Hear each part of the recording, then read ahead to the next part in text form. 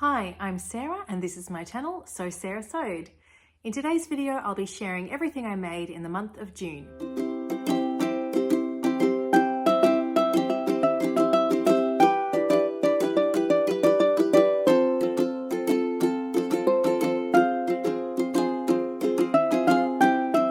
In terms of my plans for June, I feel like I had a really good month.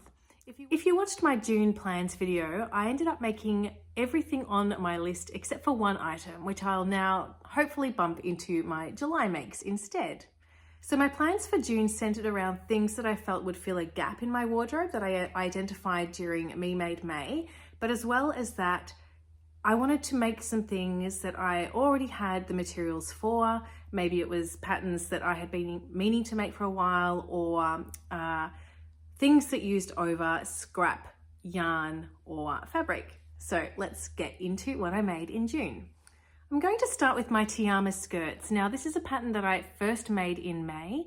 I made one of these in like a rusty, deep orange corduroy. It was called the Velvet from Italia Brunette. And it's a really great pattern. I wear it to school quite a lot. I'm a teacher and this gets a lot of wear at work. And I thought it would be fun to make a couple more. One of the reasons I really wanted to make some skirts was that it would allow me to wear some of my knitted jumpers a bit more often. I've got pinafores that I wear all the time and they team nicely with cardigans that I've knitted, but I've got a couple of jumpers that I just wasn't feeling I was getting enough wear out of. So after making up my rust colored one in May, I thought that a dark blue version would be really handy. It's the sort of skirt that I can wear to school if I wanted to, but it also feels a little bit more casual, so good for weekend and holiday wear. I had quite a large piece of beautiful blue corduroy that I bought from My Design a couple of years ago. And last year I made an aura pinafore out of this material, but I didn't need all of it. I actually cut about 6 inches, I think, off the length of the aura pinafore for me, but there was still quite a large remnant of the fabric left over and plenty to make this skirt. So the size that I make, I actually only need about 70 centimeters of fabric, possibly even less, as long as you've got the width. I think you need quite a wide fabric, but it's only a short length because it's such a short skirt. So the pattern you can make as a pinafore or a skirt, but I've only ever made the skirt version because that's what I was looking for. And I found when making a toile of this pattern that actually where my measurements put me on the chart was a size 42. When I made a size 42, it was too big, especially around the waist. It just felt like heaps of room around there. So I sized down one size to a size 40 and I really like the fit on this one. Now, because it's such a high-waisted skirt though, I also take length off the bottom because I just like the look when it's not too long to balance out that very high waistline. So I've taken 2 inches off the hem of my skirt as well. And here it is. So just a plain blue corduroy skirt. And then it's got a zip at the back. It's not an invisible zip, but you don't really notice it. And I've lined it just with a rayon from Spotlight. So I took 2 inches off the lining as well. So I've already worn this quite a few times. And as I hoped, it does work really, really nicely with my knitted jumpers. So I've been wearing it with my petite knit no frills sweater. And I feel like this is going to be a real staple in my winter wardrobe now moving forward. So you can see the shaping is created in this skirt with darts. So there's darts at the front, 2 on each side, and 1 on each side on the back as well. So I would highly recommend this pattern. It's a really easy pattern to sew up, so I recommend this pattern, but I do also recommend making a toile and just checking that you like the size. But for me, it turns out to be a really nice economical addition to the wardrobe, especially when I was able to use a remnant piece like I did with this one. I did make one more Tiama skirt in June, and this one I made from some dead stock material from My Design. As soon as I saw this drop was coming from My Design, I knew I had to get some for a Tiama skirt. So I believe this was a special collection of Italian designer dead stock wool fabrics. I actually set myself an alarm to get this particular fabric, and I didn't need to because it didn't sell out that fast, but I think knowing that I would only need a 75 centimeter piece and I already had a plan for exactly what it was going to become, this one was a bit of a no-brainer for me. So here's my other Tiama skirt from June. It's a pink and blue check on kind of a greeny grey background with some white lines through it as well. And I just love it. It's not as versatile in terms of what I can wear it with. You probably go quite well with this jumper. This is just a ready to wear jumper that I've had forever. I could probably wear it with this, but to school I've been wearing it with just an oversized kind of woolen poncho that I've had in my wardrobe for a long time. I didn't make it or anything, but I really like the look of that. It's quite an oversized jumper, but I think, you know, that that balances out with how short this skirt is, and I think it looks really good. In fact, the first time I wore it, I had some compliments from some students saying they loved my new skirt, and they were very impressed when I told them I had made it. So I've lined this with a Bemberg rayon that I bought from My Design at the same time. It's just a plain blue lining, and yeah, that helps it slide on really nicely. It's a very comfortable skirt to wear. All the same modifications as my other ones. So size down, reduce the hem by 2 inches, and there we have it. That was the only make for June that I used fabric that I hadn't already had in my stash for a long time. So yeah, it was a very satisfying month using up things that I had. And that is what I did for my next project, which were some pajama pants. I bought this flannelette from Spotlight in a sale over a year ago, thinking I'd make some pajama pants, but it just sat in my stash for over a year. And with the weather getting very cold here recently, I have been really wanting to make up my pair of pajama pants.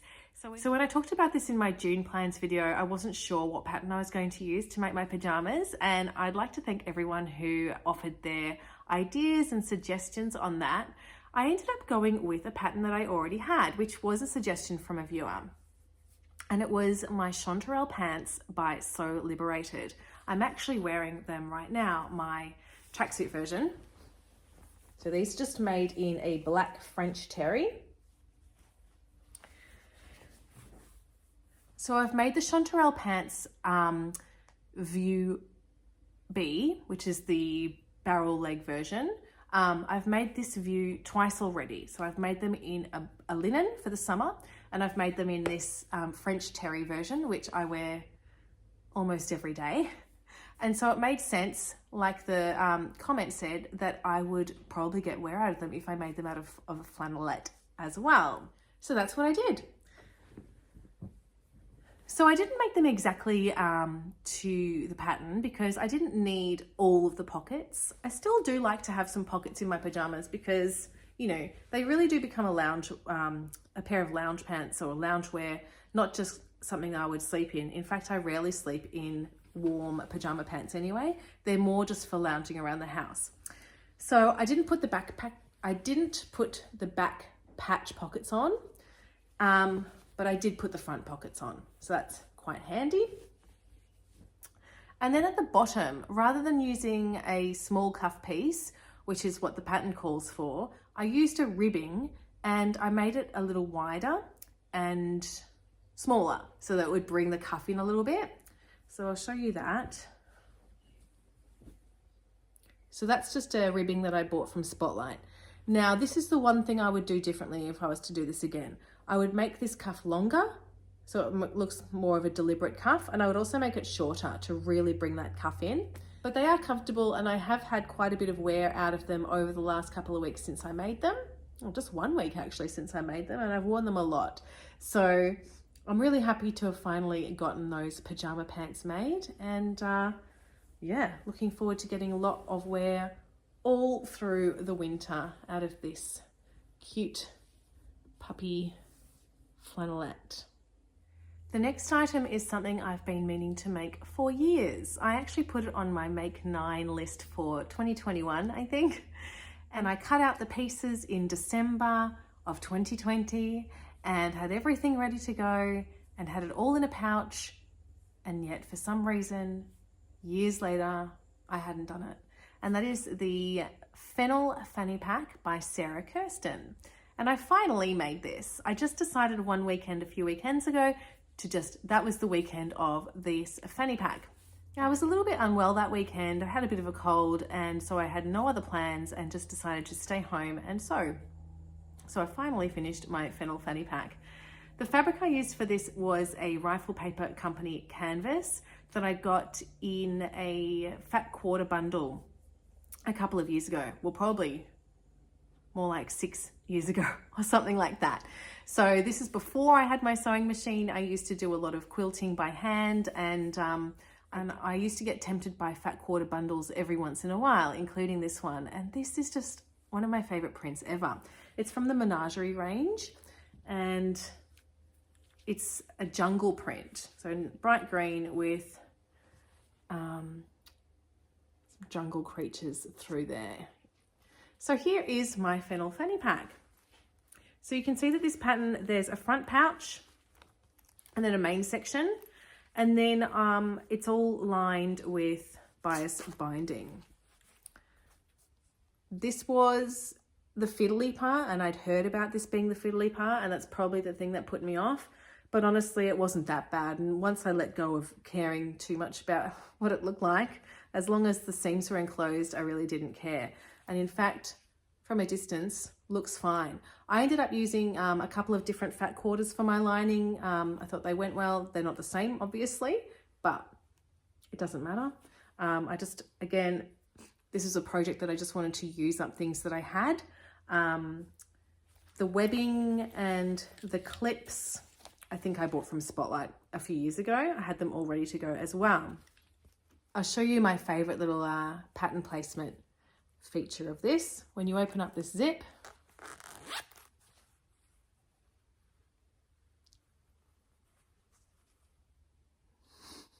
I thought that was pretty cute.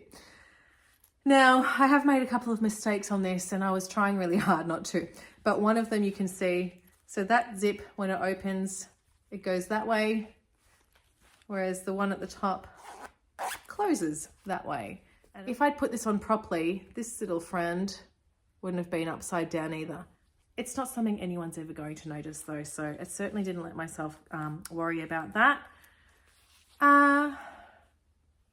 But I think it's really cute. When I've read reviews of people making this pattern, they have said they relied a lot on the sew along made by Sarah from Sewing Therapy, and I was one of those people. I was reading the instructions and then using that video, and that was extremely helpful. They're not the best instructions in the pattern, and having that sew along really did help me. There was one thing that I would definitely do differently if I were to make the pattern again, and that is when you are doing this front zip insertion, you have your pieces all cut out to their size, and so the front, the back, and this bit on the inside, they're all the same size. And then you cut it and you insert the zip, and it's supposed to stay the same size.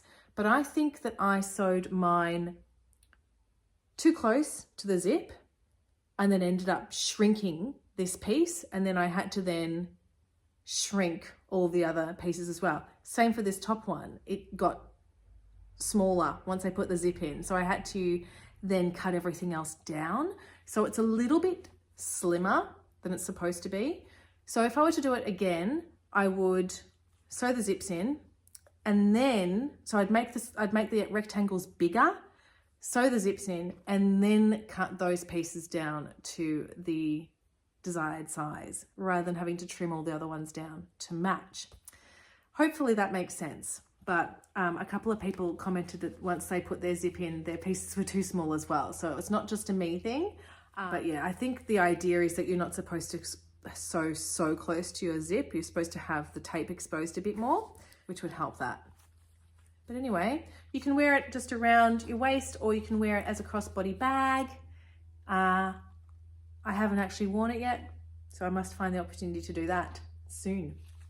My other projects for June were knitting projects. I finished one and I made a start on another. I've been wanting to add another beanie into my collection. I wear them all the time, especially when I'm taking my son to soccer training or soccer matches. I just want to have something to keep my ears warm. So I recently bought a couple of patterns from Joji Locatelli in her birthday sale, including this beanie. It's called the Change Your Mind beanie, and it has a whole big section of ribbing at the bottom, and then you use a contrast color for the body, which has a lace pattern, and then you can make an optional pom-pom at the top, which I have. So I think having this big section of ribbing, which then you fold over, it means that that section that goes around your ears is nice and thick. So that took a long time. It wasn't like very fun to knit, that section, but it was easy. It's kind of that mindless knitting that you can do anywhere. But I'm really, really happy with how this turned out. So yeah, you can have this nice folded section, keeping your ears warm, and then that lace pattern. It's just something interesting to look at. Now the wool that I used, again, this was from my stash. I had it left over from making a So Faded sweater by Andrea Mowry a couple of years ago. This beanie just uses a fingering weight yarn, and yeah, so I just chose two colors from that I had left over, one of my lighter ones and one of my darker ones, and I'm really, really happy with how that turned out. It's a cute little pattern. This is my first pom-pom, or at least my first pom-pom I've made since being a child, and I just used a piece of cardboard. I didn't enjoy it very much, and I don't feel like I've done the best job. It's not very even, but also I just need to reattach it because it's not very secure onto my beanie. But I do like the look of a pom-pom on top, so I will secure that properly. And I've since gone out and bought myself a little pom-pom maker, because next time I make a pom-pom, I'd like it to be a little bit less stressful. I actually made it at work, and my colleagues were quite entertained by how stressed I got during that lunchtime.